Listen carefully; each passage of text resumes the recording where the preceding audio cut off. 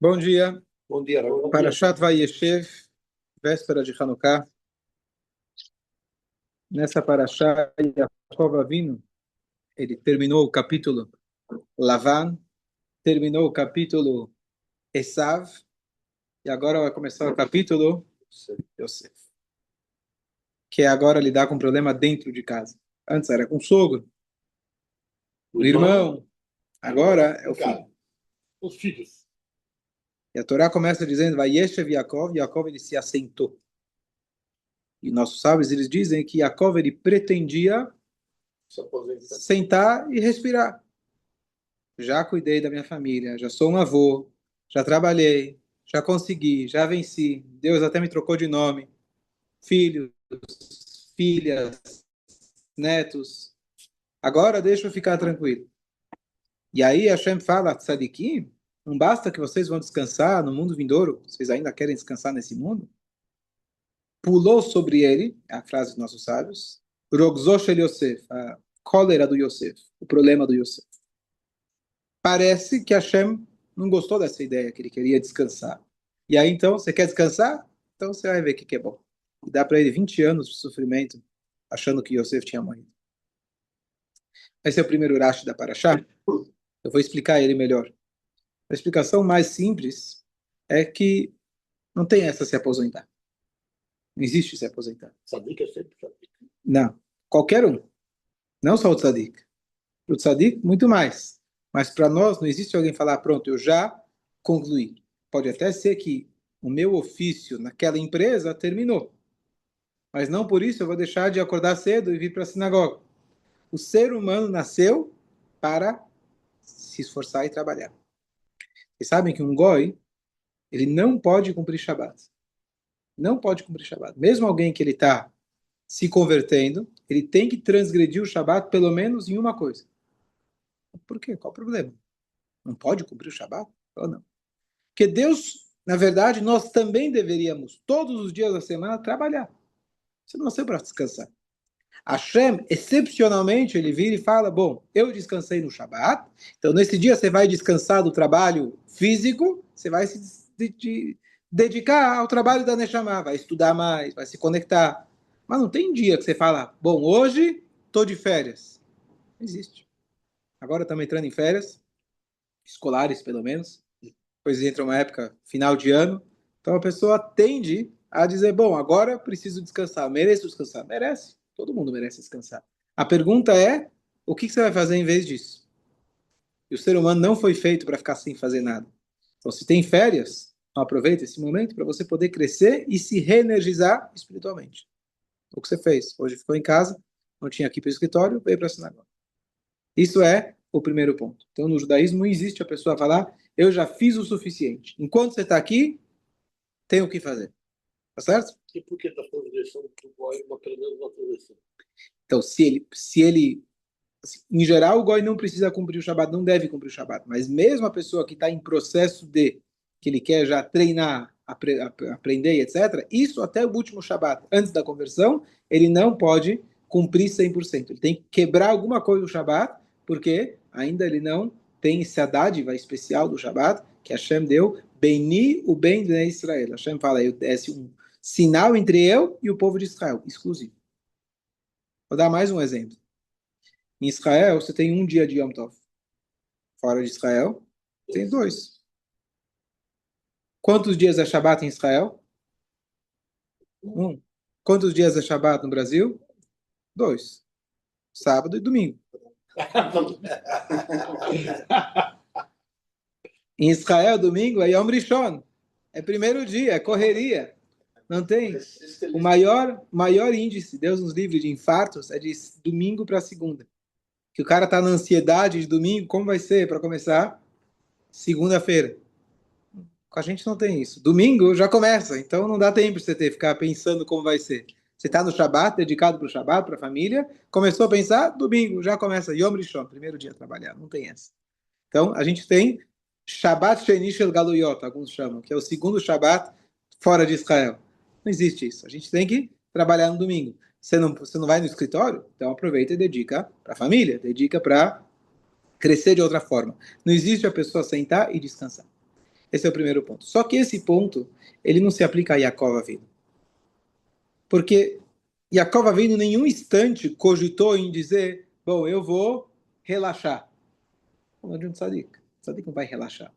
Ele vai mudar de ofício. Em vez de cuidar dos rebanhos do sogro, em vez de ter que lidar com tsuras do irmão, o que ele vai fazer? O que quer dizer cuidar dele mesmo? A família. O que mais? O que um tzadik faz o dia inteiro? Estuda. Vai estar rezando, estudando. Não vai ter um instante da vida dele que ele vai desprezar. Ele já tinha passado tantos anos sem dormir, 14 anos na yeshiva sem dormir, depois 20 anos cuidando do rebanho de dia e de noite sem dormir. Então, nessa altura, já 34 anos sem dormir, acho que agora já não tem como compensar mais. Então, é óbvio, Así él no dormía porque era dedicação total. pero era una especie de tzadik amenzuado. Hashem le dio ese poder de no dormir. Sim, com certeza, mas teve esforço dele. Teve esforço por parte dele. Não é uma receita para nós. A receita para nós, o Rambam diz para dormir por 8 horas. Então a pergunta é, Yaakov Avinu não estava querendo relaxar, aposentar. Ele estava querendo se dedicar unicamente para servir a Hashem, sem tsuras. É tão grave isso? É tão grave? A ponto que Deus fala, não, aí você agora vai ter que sofrer as consequências. Não estamos falando que ele queria se aposentar e descansar e não fazer nada. Ele queria dedicar unicamente para servir a Hashem. E Deus fala, ó, não basta que vocês vão, Sadiquim, descansar no mundo vindouro, você ainda quer descansar aqui? Então, qual a resposta? Qual a explicação? O que ele queria e o que Deus respondeu para ele? Deus não dá castigo para ninguém. Então a resposta é a seguinte. A gente passa a vida num mundo extremamente limitado, egoísta. Conhece? A gente, quando termina o trabalho aqui, depois dos 120, a gente vai para um lugar maravilhoso, fantástico, onde a única existência, a única presença é Hashem. Tudo é bom, tudo é maravilhoso. Os tzadikim, o que eles são? O apelido que eu inventei para os tzadikim são extraterrestres. Você acredita em extraterrestres? Eu também acredito. Se chamam de tzadikim. Se lá em Júpiter tem alguém, eu não acredito, mas seres inteligentes eu não acredito. Você tem aqui nessa Terra, você tem extraterrestre, porque todos nós somos terrestres. Nós temos nosso corpo que veio da Terra, que ele nos puxa para a matéria. E é normal, é isso que Hashem quer da gente. Porém, Hashem ele colocou pessoas aqui que não pertencem a esse mundo, são pessoas do mundo vindouro, como a Gemara fala, que Rabbi Eliezer, ele virá e falar, pessoal, agora, vamos parar o shiur um pouquinho, que a gente precisa alimentar a alma animal. Ou seja, ele precisou colocar na agenda comer, dormir. Na minha agenda eu coloco o contrário. Estudar, rezar. Ele vai esquecer de comer, porque ele não tem essa... Estou aqui nesse mundo, eu preciso comer também. Essa é a diferença. Então o tzadik, ele é do mundo vindouro. Ele não pertence a esse mundo. Ele está aqui, Hashem, ele plantou essa linguagem. Hashem, ele colocou o tzadikim aqui, meio que forçado, entre aspas. Você não pertence a esse mundo. Para quê? Para ele servir de modelo para as outras pessoas, para que a gente lembre. Existe outra realidade. Existe um outro mundo. Existe Hashem. O tzadik, ele está aqui para lembrar a gente.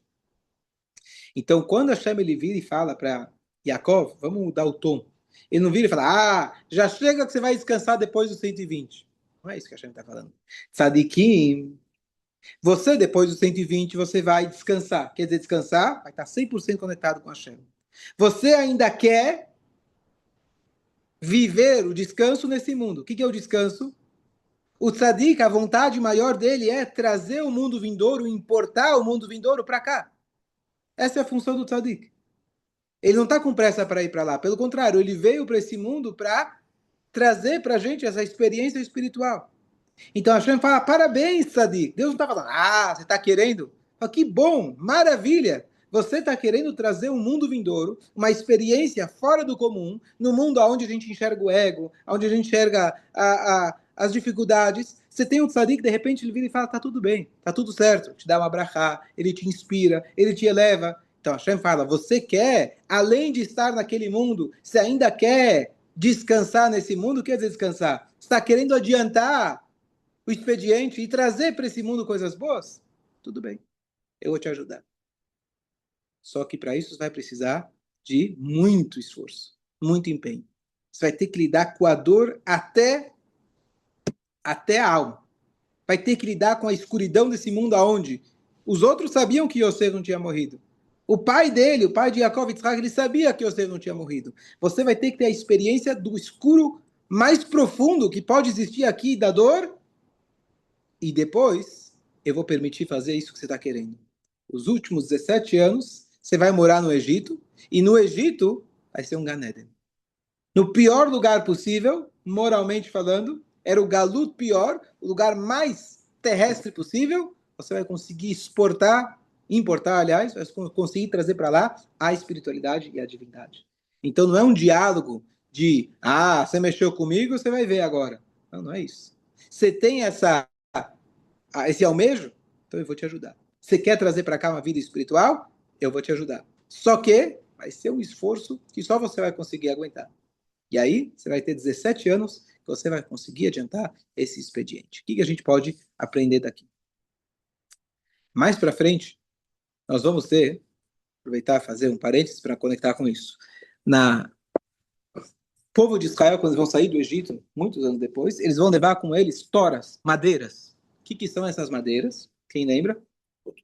Boa, para construir o Mishkan. Por que eles levaram madeiras?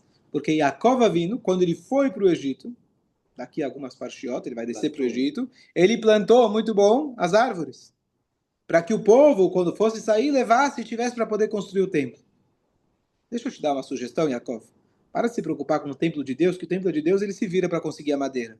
Se você está vendo que eles vão ficar aqui, vão passar por outros perrengues. Então, constrói aqui um lugar para eles poderem se recuperar da escravidão, faz um armazém de comida, tem tantas outras coisas para você se preocupar, você vai se preocupar com a história que quando eles saírem, daqui 200 anos, não tem mais nada para você fazer? 200 anos. 210 anos. Eles ficaram da hora que ele desceu para o Egito até eles saírem. É total. A tua preocupação é só com a sinagoga? Você não tem preocupação com as pessoas que passam fome? Presta atenção. Qual foi o objetivo dele? O objetivo de Yaakov não era só que eles tivessem matéria-prima para poder construir. Yaakov, ele plantou uma esperança. Por quê? Ele passou de geração em geração a promessa, um dia vocês vão sair daqui. Tá terrível, tá péssimo. Parece que esse aqui é o fim da linha. Tem aqui uma plantinha, tem aqui uma muda que eu estou colocando, e você vai ver que ela vai começar a crescer. Cada dia que ela estiver maior, você vai saber que você está mais perto de ir embora. Então o que ele plantou foi a esperança.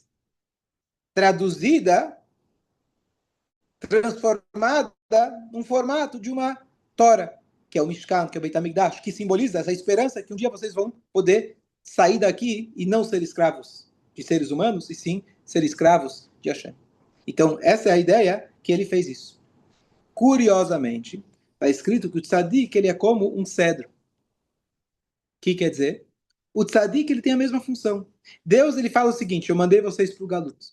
Eu mandei vocês para situações extremamente difíceis. Eu vou colocar lá uma muda para toda vez você olhar para ela, ver ela está crescendo, ela está avançando. Tem esperança. Quem é essa muda? O tzadikim. O cedro lá é o próprio tzadik. Hashem ele colocou a linguagem Shtalan Bechol Dorvador. Deus ele implantou eles aqui. Quando você faz um implante, não faz parte. A pessoa não tem cabelo mais, conhece isso? Ele vai lá e faz um implante. É um corpo estranho, não é dele. Não pertence lá. Pô, mas você olha por fora, ficou bonitinho. Parece que está com cabelo natural. E aí, o que você faz? Deus fala, implantou, colocou eles lá. Você não pertence a esse mundo. Mas cada vez que você está aqui na dificuldade, você olha para um tzadik, você fala, tem esperança. O mundo não está tão ruim assim. Ele é aquele cedro que Hashem plantou.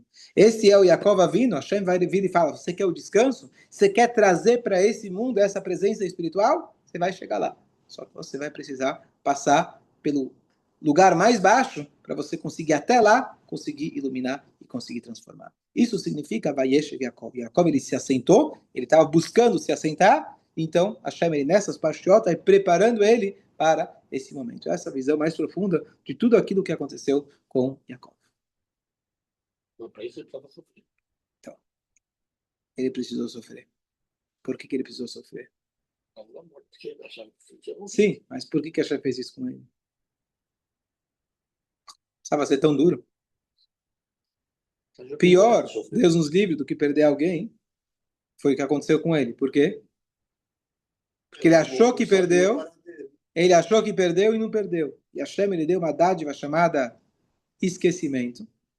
Graças a Deus. Imagina se você lembrar tudo que já te falaram. Você vai viver, às vezes não vai conseguir viver. Então você esquece, inclusive a morte. Só que essa morte só esquece se a pessoa de fato morreu. Se a pessoa não morreu, você não esquece. Então imagina 20 anos depois ele sofrendo igualzinho Deus nos livre no primeiro dia do choque. Então é um sofrimento incomparável com qualquer outro sofrimento que a gente possa ter, porque isso não acontece normalmente. Por que ele teve que passar por isso? A resposta é eu não sei. Não tenho a mínima ideia. Esses são os caminhos de Deus. Tem a dica que ele não fez Kibbutz Avayim. Sim, tudo bem. Então você tem as explicações. Ele deixou de fazer Kibbutz Avayim, o filho deixou de fazer, mas baita sofrimento. Difícil da gente entender. Mas talvez não seja sofrimento, seja ensinamento. Boa, mas ele sofreu. Ele diz que claramente ele sofreu demais. Ele sofreu muito. Especialmente porque esse era o filho que ele estava apostando, que é a nossa paraxá.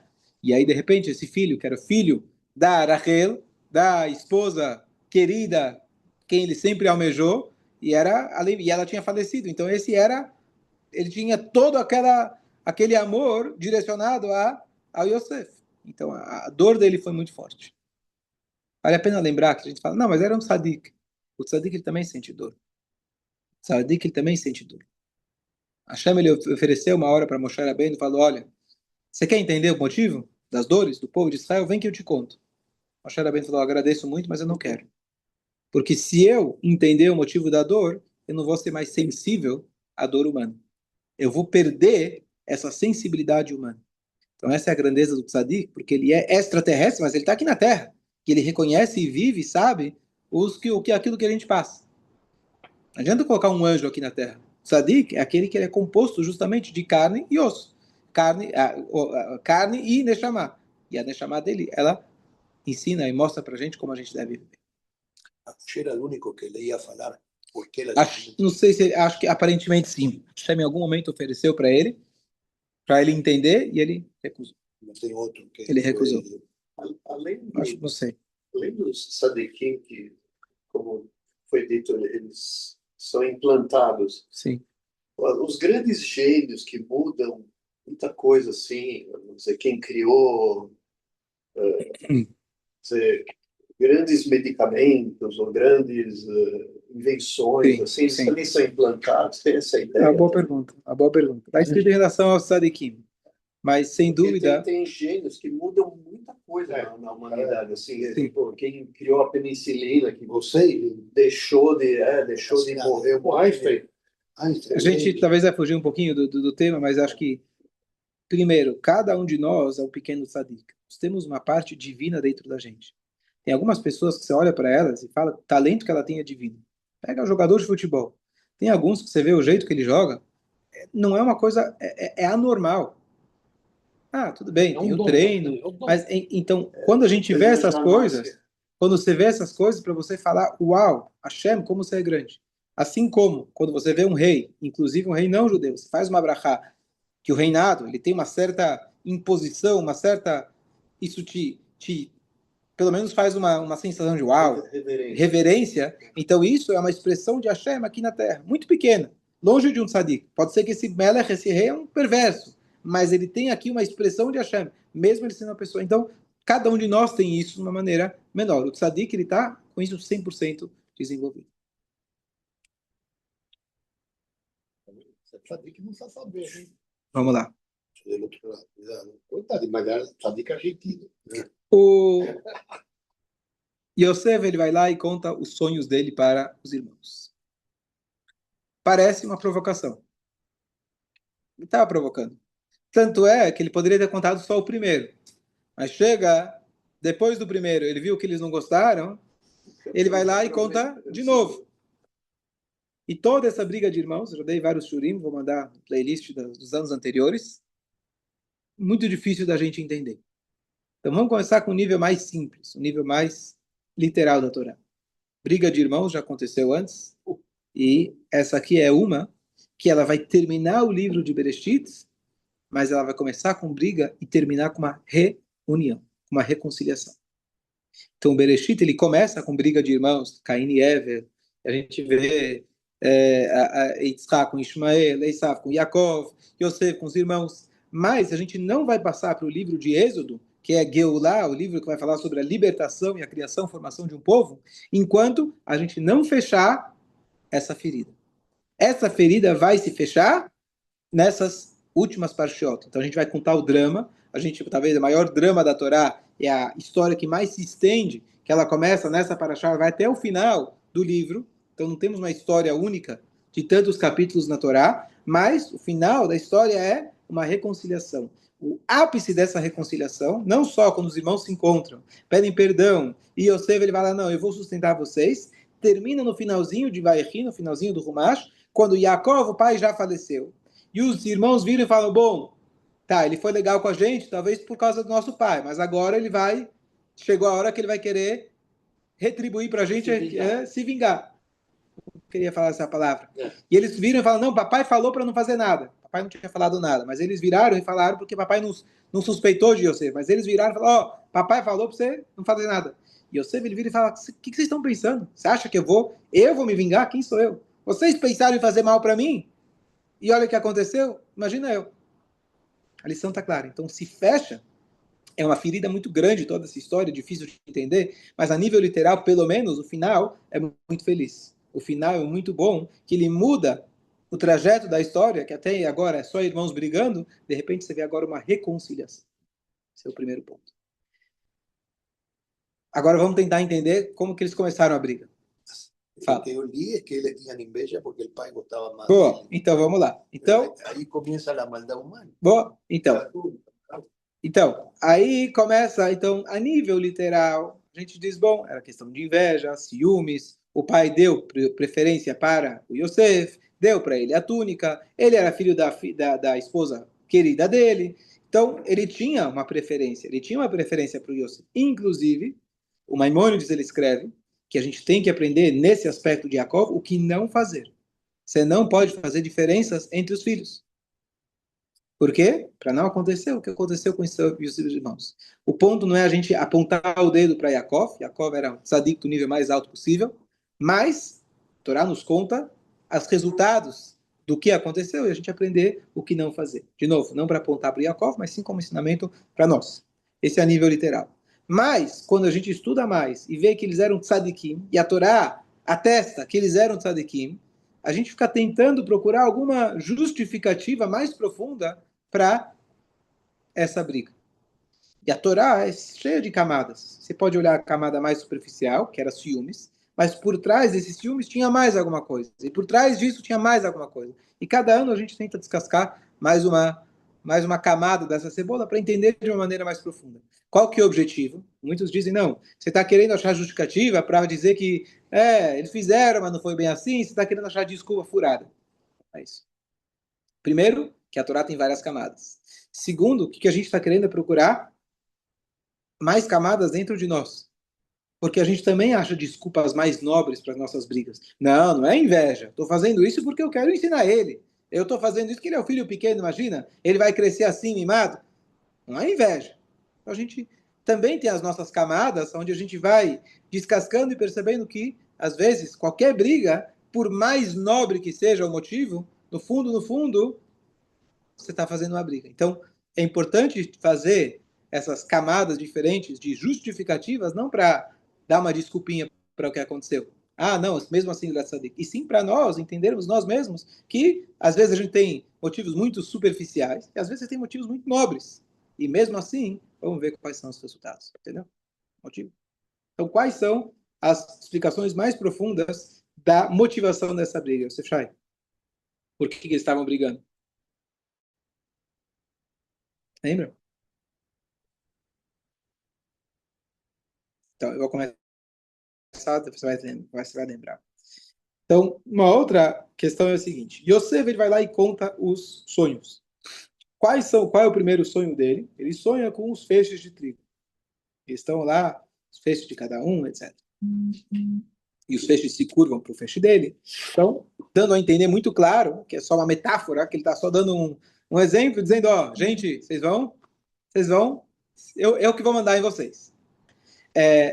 Então, pela túnica de Yosef, isso, boa. Mas, o que acontece? Yosef, o primeiro ponto que incomodou eles não era só, você vai mandar na gente. O primeiro ponto que incomodou eles é você sonha o que você pensa. Você sonha quando a pessoa tem um desejo muito grande. Como você fala? Eu sonho em um dia, quer dizer, sonha, literalmente. Se você está com aquilo na tua cabeça, você vai sonhar com aquilo. Como você começa a sonhar em fugir do ofício da nossa família? Teu pai, vou usar um exemplo, era médico, teu avô era médico, teu bisavô era médico, teu tio é médico, e você vai querer ser um vendedor? Ha! Chutzpah! Já ouviu esse tipo de comentário? Nunca ouviu. O teu avô, no caso, era pastor. Teu bisavô era pastor. Teu pai é pastor. Todos nós somos pastores. E você está sonhando com agricultura? Qual o problema? Está fugindo da família? Qual é o problema? Agricultura seria você querer literalmente fugir daquilo que nossos antepassados ensinaram. Você está querendo ser o Esav. Você está querendo ser o homem do campo. Você está querendo sair daquilo que nos resguarda. Enquanto você é um pastor, assim como Jacob ele foi por 20 anos, enquanto ele criou a família dele, você não tem preocupações. O rebanho vai atrás. O trabalho é muito simples. O trabalho é leve, enquanto a tua cabeça pode estar dedicada para Deus. A agricultura é aquilo que a Torá fala para a gente. Você vai ter que ficar, tem chuva ou não tem chuva? Trabalha a terra, espera, e você fica naquela expectativa. O que acontece? Você se envolve e você vai acabar se desvirtuando daquilo que nossos pais estão nos ensinando. Então a primeira coisa que incomodou eles não era só que ele vai mandar. O que incomodou é no que você. Qual que é o cenário do teu sonho? O cenário que a gente vê é aquilo que está na nossa cabeça. O que está por trás é suas vontades. Mas o que é um sonho? Você conta lá, o sonho aconteceu, a historinha com boi, com burro, com cachorro. O boi, o burro, o cachorro é aquilo que você vê no dia a dia. O que está por trás, representado, é suas vontades. Estou aqui interpretando os sonhos, não é isso?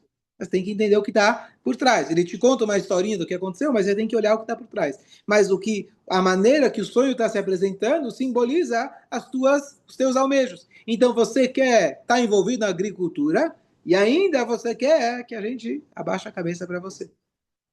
Então você está fora, você não pertence à nossa família, você está fugindo. E eles realmente acreditaram, tem outras explicações, que eles acharam que estava fazendo coisas erradas, ele estava achando que, desculpa, estava fazendo coisas erradas, ele delata eles para o pai. Então tinha os motivos mais nobres, que não era só simplesmente um ciúme simples, mas independente do motivo, seja um motivo espiritual ou não, aquilo gerou e causou uma discussão, uma briga muito grande, que acabou levando eles a venderem, jogarem mão no poço, venderem, etc. Certo? O que a gente pode tirar disso? Eu vi essa semana uma coisa interessante. Dois pontos muito bonitos. Tenho estudado bastante sobre Emuná, Bitachon, acreditar em Deus. Quanto é a nossa obrigação de trabalhar, até que ponto a gente trabalha, até que ponto é a gente exagerar e fazer mais do que necessário, porque a gente tem que acreditar em Hashem. Então, duas passagens muito interessantes. Como que a gente deve encarar o trabalho? Então, alguém aqui já lava a louça? Oh, tudo. Você levanta o pé para a esposa passar o aspirador, né? Isso você faz, você me ensinou. Então, você, com muito esforço, levanta o pé para ela poder passar o aspirador, já é tua... Ou pro robô, né? Ou pro robô. Hoje em dia é robô, né? Mais moderno. E aí, o robô dá banho também nas crianças? Troca? Ainda não. Chegou nisso, né? São pai e passa pano, hein? Trocar criança. Não, mas já lavar louça. Então, quem já lavou louça? Lavar louça não tá aí. Quem lavou louça, eu vou dar dois cenários. Como tá com a mão enrugada? Vai comprar louça. Então, como que se lava a louça? Eu vou dar dois cenários. Cenário número 1. Você pega o prato, fala, poxa, prato, você tá sujo, né? Eu vou pegar aqui a esponja. Olha que bonita essa esponja. Você pega o detergente, fala, olha, tá molhadinho, gostoso. E aí você fala, meu querido prato, deixa eu te... Aí você vai lá, liga a água, passa, tira, põe. Ou simplesmente você liga uma música, liga um shiur, ou liga uma coisa na cabeça e vai lavando até finalmente acabar. Como você faz?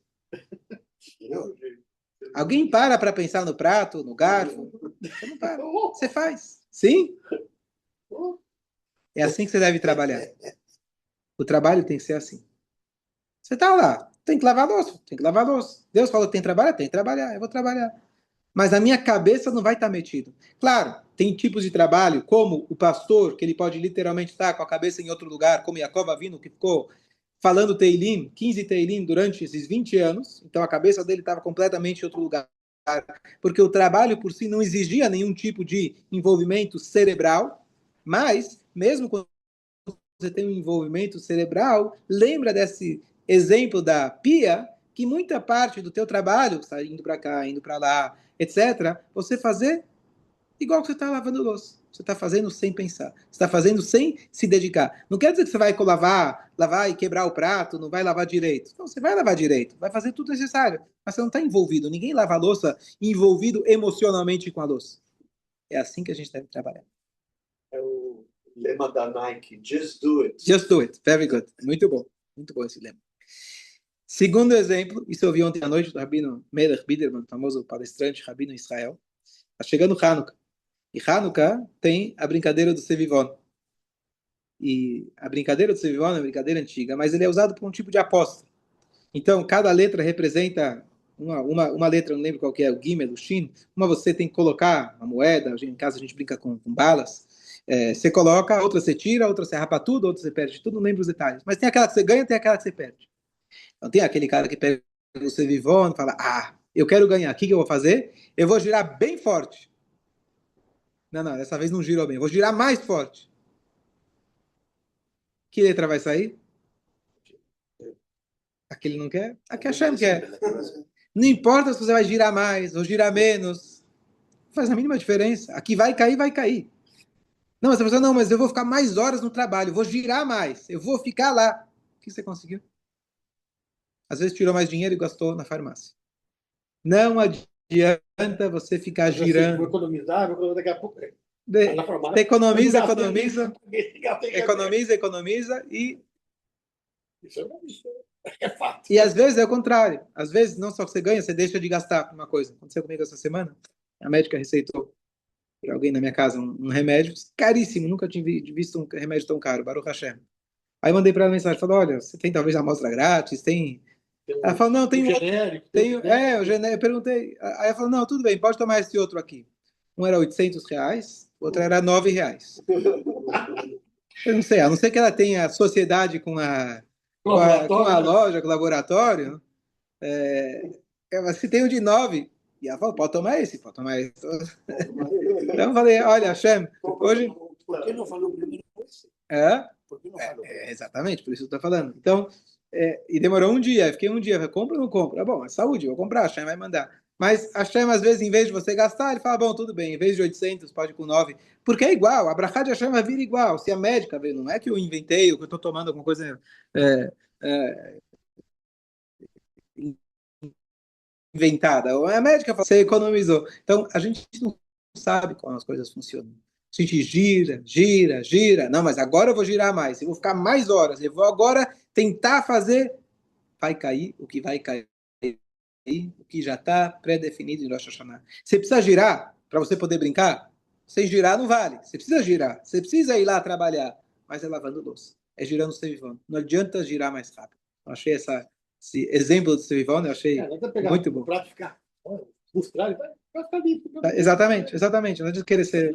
Pelo contrário, você vai ficar passando mais da esponja, você vai acabar, de repente, dependendo, você vai desgastar a prata, pode acabar estragando. Porque a Parnassá, que é o que o Yosef aqui vai entrar e representar, porque lembra, o Yosef não só que ele vai sonhar com isso, o final de Yosef vai ser justamente esse. Ele vai ser o homem que vai dar trigo para todo o Egito e para todas as terras em volta, vai salvar o mundo da fome. E ele estava completamente envolvido com tudo isso. Imagina você ser o CEO do mundo, o vice-presidente dos Estados Unidos. Mais ainda, Estados Unidos, China e Argentina. Não, agora sim. E com tudo, Yosef, ele foi o exemplo que com tudo isso, ele estava 100%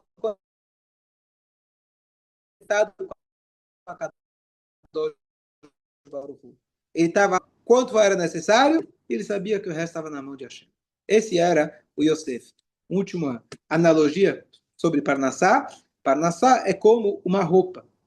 A roupa não pode estar curta, mas ela também não pode estar longa demais. Não adianta você colocar uma roupa muito grande, né? Agora eu vou estar mais protegido. Você vai tropeçar, você vai cair. Se colocar uma calça mais comprida. Então o que acontece? A pessoa ele tem que fazer isso, que é um ponto importante. Ah, não, então eu só vou trabalhar meia hora por dia e vou... Não.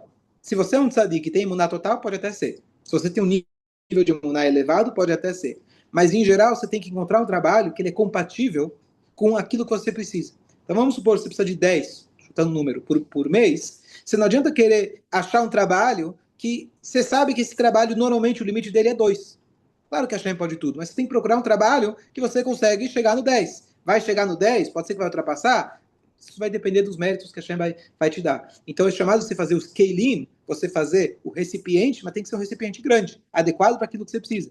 Então, não adianta só você falar, vou trabalhar um pouquinho, achar uma coisa meio medíocre para conseguir sustentar aquilo que eu não consigo. Então, você tem que fazer um cli de acordo. Tem que ser de acordo.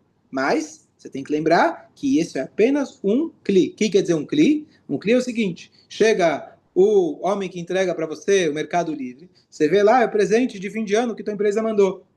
E aí você fala, obrigado, motorista, você é o cara, dá um beijo nele. Velho, foi educado. Aí você fala, olha, no que vem eu quero maior. É com ele que você tem que falar? Vai depender dele? É com o argentino que é dono do Mercado Livre. Opa. Esse se deu bem. Esse se deu bem. Também não é com ele. É com a pessoa que te manda. Todo o nosso trabalho, imagina você tem um balde de água, você precisa de um pouco de água, então você faz um furo, coloca um canudo. Não adianta, você tem que ter um canudo que ele vai permitir bastante água sair. Mas você pode ter o canudo que você quiser, se não tem água no balde, não vai adiantar nada. Então a brachá vem unicamente de Hashem. A única coisa ele falou, você quer dessa água? Faz um furinho, coloca um canudo. Qual o tamanho do canudo? O tamanho necessário. Mas não adianta você ficar mexendo no canudo, dobrando ele, aumentando, esticando, puxando, aumentando. Você não vai conseguir nada mais do que está dentro daquele balde. Faça a tua parte. Agora uma pergunta. Sim. Quer na Argentina? Mas depende do dia. Ele pensa que é argentino. Vamos lá. Ele pensa. Concluí com uma passagem bonita. Comentei alguns Shabbatot atrás, um homem em Israel, em Jerusalém, acho que ele morava em Jerusalém, esqueci o nome dele. As pessoas sabiam que ele era um tzadik nistar. Meio, não faz muito sentido, mas tzadik nistar é o tzadik oculto. Mas as pessoas tinham um senso que esse homem se fazia ser um homem simples, mas ele tinha um poder que as brachot dele se concretizavam. E ele, como que ele abençoava as pessoas? Tinha gente que vinha lá e pedia para ele, me dá uma brachá para filhos. Ele virava e falava, eu vou te dar brachá para filhos? Para que você tenha parnassá? Para que você tenha saúde? O que ele acabou de fazer? Ele deu a brachá, mas ele deu de um jeito escondido. Então, Yaakov vindo, ele vem e fala o que acontece? Por que Yosef, voltando à pergunta, por que você vai lá e conta o sonho? A Gemara diz que um sonho ele tem que ser interpretado. A gente não sabe aplicar isso, que sonho, a maioria das vezes, para nós não significa nada. Mas um sonho não interpretado é como uma carta fechada, no envelope. Então ele precisava abrir. E ele deixou que os irmãos interpretassem, porque o que eles interpretassem era o que iria se concretizar. A palavra da interpretação é muito mais forte do que o próprio sonho. Então ele deixou aberto para eles, ele quis contar para que eles interpretassem, não necessariamente de um jeito que fosse extremo, que ele é muito... Ele talvez vai ser mais rico que eles. Que bom, irmão rico, nada mal. Não vou ficar triste com isso. Mas eles interpretaram, você vai mandar na gente, a gente vai se... Aí eles, então, se curvar. Então eles foi uma profecia concretizada por eles mesmos. Então o Yaakov Avinu também tinha que interpretar, tanto é que ele vem lá para o pai, para o segundo sonho, e o pai escuta, etc. E o pai, o que ele fala? Que é esse sonho que você está tendo? Será que eu e seus irmãos, eu e sua mãe, que já tinha falecido, e seus irmãos, vamos nos curvar na terra para você? O que ele quis fazer? Ele foi muito sábio. Para os irmãos, ele interpretaram, tá vendo? O papai está triste. Para o Yosef, o que ele fez? Acabou de dar brachá, ele acabou de falar. Então ele mudou o tom da voz parecendo que ele estava questionando e brigando, mas ele foi lá e falou. Ele falou o que precisava ser dito, que ele enxergava que o Yosef ele realmente merecia essa túnica, porque ele seria a continuidade do Yaakov, que ele iria conseguir levar na próxima geração para o próximo passo, para o próximo nível, que é não só estar na vida do pastor, distante do mundo material, mas que ele vai conseguir atravessar isso, preparando para futuramente receber a Torá, que a Torá nos introduz no mundo físico e nos mostra como a gente deve lidar. Então, esse é o jeito que ele encontrou. Então, aqui é uma sabedoria, cada um pode tentar aplicar, de como você falar uma frase, às vezes você precisa acalmar duas pessoas, você fala uma frase que cada um entende aquilo que precisa e está resolvido, você resolve o problema. Mas, infelizmente, não conseguiu resolver o problema e teve que depois arcar com as consequências de 20 anos. Só para concluir, esse rabino, esse que eu comentei, não lembro o nome dele, mas ele, o que ele fazia? Ele juntava dinheiro para noivos que precisavam começar a vida. Então ele ia tentar, desculpa, ele juntava dinheiro para pobres em geral. E aí, como que ele conseguia dinheiro? Então ele ia num casamento. E ele chegava para o dono da festa, os donos da festa, e virava e falava, preciso de uma tzedakah.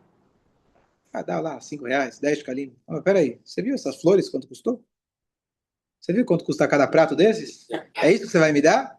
Ele, com a humildade dele, como ele não fazia para si mesmo, então ele conseguia. Ele chega numa festa e ele começa a insistir pro cara. O cara fica nervoso. Está, tô aqui no meio da minha festa, eu tô te dando, agradece e vai embora. Ele começou a... O cara vai lá e dá um tapa na cara dele. Aí ele vira e fala, bom, esse tapa você deu para mim. O que você vai dar para os pobres? Existente. E aí o cara se tocou, ele falou, ele viu que ele estava falando com uma pessoa especial, que ele está pronto para apanhar, para poder os outros receberem o que precisavam. E o cara foi lá e ajudou ele como ele podia realmente ajudar. Chaves. E Hanukkah Sameach, lembrar, domingo à noite, se você quiser, primeira vela de Hanukkah. Va a ser todas las mesas embaixo. Exato, Hashem. Domingo já é embaixo.